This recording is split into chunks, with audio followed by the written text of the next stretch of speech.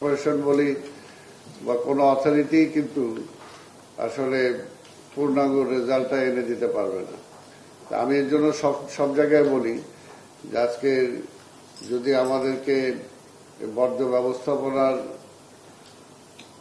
শূন্যের কোঠায় নিয়ে আসতে হয়, তাহলে এখানে জনগণের 50% দায়িত্ব আর 50% দায়িত্ব সিটি কর্পোরেশনের। যদি আমরা 50-50 দায়িত্বটা পালন করি তাহলে 100-100 আমরা নিয়ে যেতে পারবো। আর তা না হলে ওই 50% সিটি কর্পোরেশন করবে, আবার 50% দিয়ে জনগণ সেটাকে একই জায়গায় নিয়ে আসবে। এটার জন্য দরকার উভয়ের 50-50 করে ভাগ করে যদি আমরা সবাই 100-এ পৌঁছতে চেষ্টা করি তাহলেই সেটা সম্ভব। আমার মনে হয় কোনো কিছু অসম্ভব না, সবকিছুই সম্ভব। এবং সেটার জন্য আপনাদের মতো এই ধরনের যে সমস্ত সংগঠনগুলো আছে, যদি আমরা আসলে নাগরিক সচেতনতার উপর জোর দেই, এবং এটা ঠিক যেটা আমার চিফ অফিসার সাহেব বলেছেন যে আমরা এখানে যারা আছি আমরাও কতটুকু সচেতন। প্রথম যদি আমরা নিজেরা সচেতন হই তাহলে কিন্তু অনেকটা কমে আসবে। তারপরে আমাদের দেখা দেখি আমাদের পরিবার, আমাদের সমাজ, আমার এলাকা আস্তে আস্তে এইভাবে কিন্তু আমরা সেটাকে সচেতন করে গড়ে তুলতে পারবো। আর এর পাশাপাশি যেটা আছে যে বর্জ্য ব্যবস্থাপনার আজকে রিসাইক্লিং করা, এই রিসাইক্লিং এর দিকে এখন যাওয়া ছাড়ার কোনো বিকল্প নাই। কারণ ঢাকা মহানগরে আজকে ঢাকার যে অবস্থা হয়েছে, যেখানে নিয়ে আবর্জনাটা ডাম্প করা হয় সেখানকার লোকজন পারলে কিন্তু আমাদেরকে সিটি কর্পোরেশন শুনলেই তাদেরকে পিটাইতে ধরার মতো করতো। কারণ সেখানে পরিবেশ একেবারেই মানুষ তো দূরের কথা, কোনো জীবজন্তু সেখানে থাকাটা খুব কষ্টকর।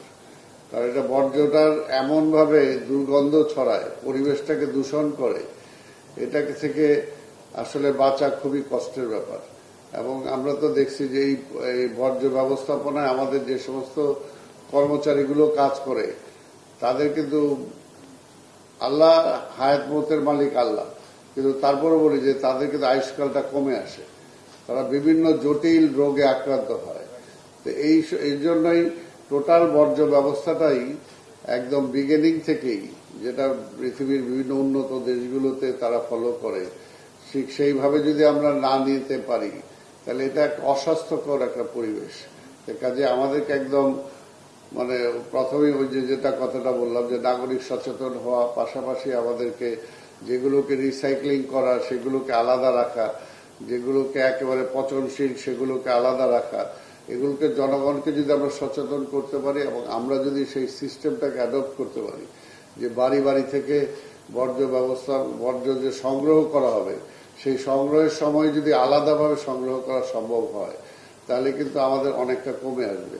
এই ব্যাপারে মাননীয় প্রধানমন্ত্রী আমাদের তারেক রহমান উনি খুব সিরিয়াস, কয়েকদিন আগে আমাদেরকে ডেকেছিলেন এবং উনি চান যে আমাদের বর্জ্য যে সংগ্রহ, এই সংগ্রহটাকে আরো কিভাবে একটু আধুনিক করা যায়।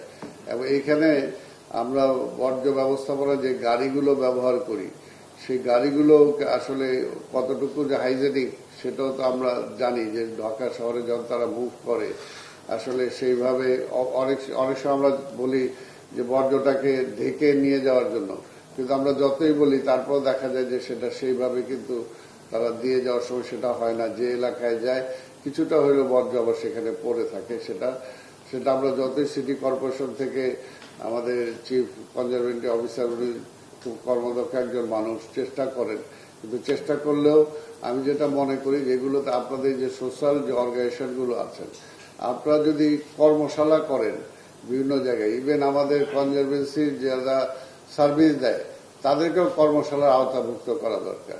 তাদেরকেও শিখাইতে হবে যে কিভাবে বর্জ্যগুলো সংগ্রহ করবে, কিভাবে সেগুলো তারা নিয়ে যাবে, কিভাবে ডাম্প করা যায়।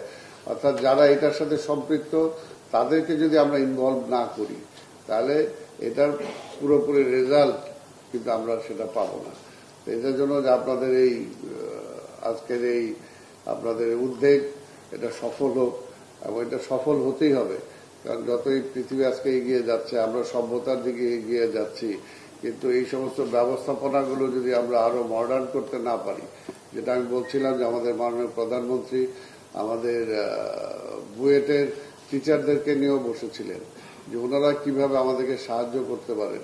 অল্প দামে যদি আমরা বিভিন্ন অলিগলিতে বর্জ্যগুলো সংগ্রহ করার জন্য ছোট ছোট গাড়ি কিভাবে ব্যবহার করা যায়, এই ব্যাপারেও তিনি তাদের সহযোগিতা চেয়েছেন।